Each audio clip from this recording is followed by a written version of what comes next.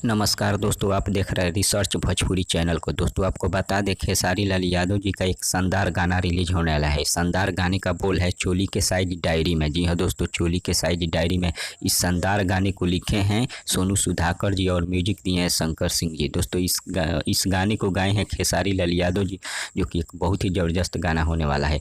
और बात करें इस गाने का रिलीज डेट, तो दोस्तों इसे रिलीज किया जाएगा 20/9/2020 को। जी हाँ दोस्तों, 20/9/2020 को सुबह 6 बजे इसे रिलीज किया जाएगा म्यूजिक वाइड चैनल पर। जी हाँ दोस्तों, म्यूजिक वाइड चैनल पर इसे रिलीज किया जाएगा। बहुत ही जबरदस्त और शानदार गाना होने वाला है और इस गाने को काफ़ी जबरदस्त तरीके से गाया गया है, जो कि खेसारी लाल यादव जी गाए हैं। अब इस गाने के बारे में आप सब क्या राय है, क्या कमेंट है, कमेंट के जरिए हमें बता सकते हैं। तब तक बने रहिए हमारे साथ। मिलते हैं अगले वीडियो में अगले खबर के साथ, ताकि ये इस वीडियो को और ज़्यादा से ज़्यादा शेयर करें। तब तक बने रहिए हमारे साथ। मिलते हैं अगले खबर में। धन्यवाद।